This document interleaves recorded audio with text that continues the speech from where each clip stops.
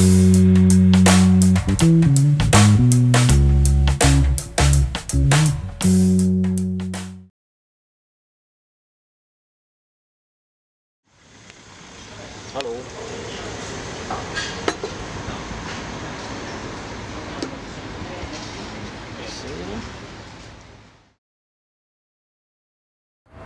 Nem találsz valamit, amit mások nem is keresnek. Darálok, de nem szimplán. Az állatok visszabújnak a zsákjukba, mint valakinek a gyermekkorába.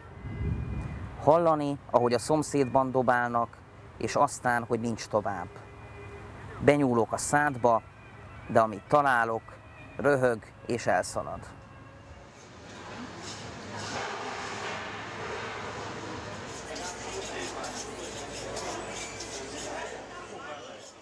Szerintem itt a kortárs kultúrában a magas irodalom és ugye a populáris irodalom, a populáris kultúra már annyira összekeveredett, egymás mellett létezik, hogy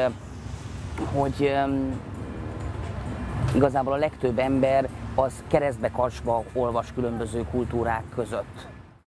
Hiszen ugyanúgy olvashatjuk a világot, ahogy a könyveket olvassuk, hiszen olvassuk az embereket, a testeket, a húst, a tárgyakat, az állatokat, és ez azért azt is jelenti, hogy az olvasás maga a világ érzéki befogadásának egyik módja, ami nem egyszerűen csak a könyv és a szöveg olvasást jelenti.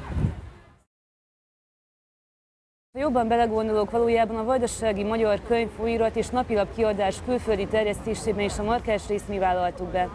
A sógorom eldugta a Tata disznóülő kését, félti az életét, ez látszik rajta, félti a nenámét, a lányairól nem is beszélve, noha ez mégiscsak furcsa, hiszen évenként csak egyszer vannak itt.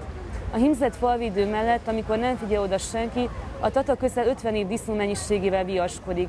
Az üres ólakban a felállító standokon évszámok szerint oszlopokban rakva sorakoznak a magyar szók, a hétnapok, a családi körök. Vajdasági magyar író vagyok, és inkább mondjuk elsődlegesen magamat vajdasági magyarként szeretem definiálni. Én nem tudom lekövetni, mert soha nem követtem le azt, hogy hány olvasóm van. Tehát nincsen ilyen olvasószámlálóm.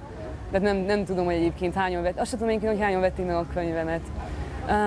Nyilván egyébként az, hogy ott voltam például az Európai Első Kötetes Fesztiválon, és én képviseltem Magyarországot, ez már azt hiszem, hogy jelent valamit, mert olyan értem, hogy akkor foglalkoztak a könyvvel. Könyvtárs, tehát hogy elváshatjuk, ebben én nem hiszek, hogy mindig lesz egyébként nyomtatott szöveg, azt gondolom.